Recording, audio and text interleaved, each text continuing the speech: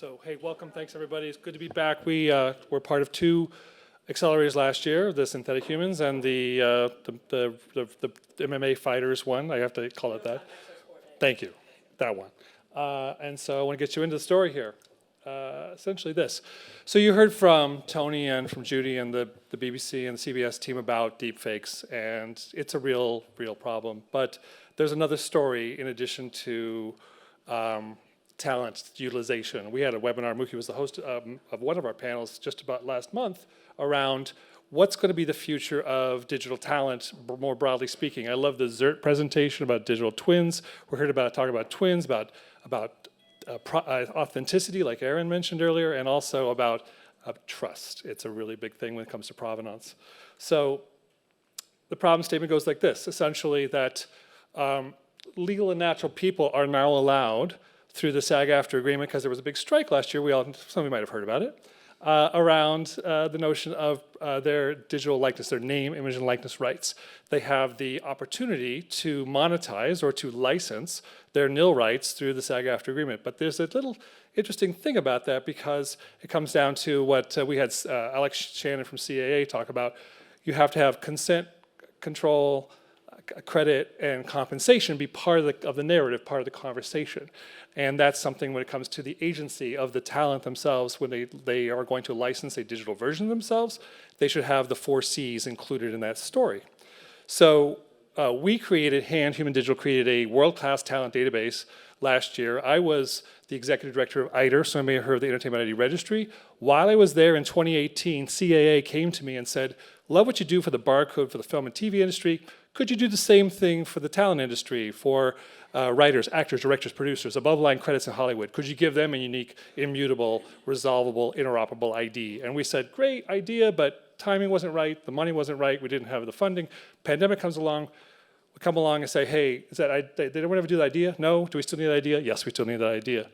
So we've gone in this direction to do this the right way, but we can't do it alone. As someone mentioned earlier, there's a puzzle to be formed here, and everyone's a piece of this puzzle. There's no end-to-end or magic silver bullet solution. So if unique identifiers with our thesis, and we assert the notion that they help automate the talent identity supply chain, why is it a supply chain now than it wasn't before? Well, you've got media objects, you've got digital replicas. They're going to be versions of those digital replicas over time. The game industry, my friends, has been doing this for a very long time with Xbox and PlayStation games. The player associations of the professional sports and federations have been licensing name, image, and likeness rights to the game makers, to Take-Two and to Activision and others, to license them on pitches and courts and fields for digital talent of the athletes running around those places on modern game consoles. So there's a precedent here of how to do this the right way with provenance verification, version control, and automating that supply chain. So this is the eye chart. I apologize and bring the cameras out, it's okay. Take a picture if you will. But with the notion of the challenges and over the POC objectives, with a bias toward action, our accelerator wants to demonstrate with participant partners and champions a viable workflow for procedurally designing and streamlining the process of green lighting and of a digital replica, and then having a company create that. Wild Capture is our partner, who's not here today. That's Will Driscoll and Louis Normandin, who've been doing Hollywood A-list scans already.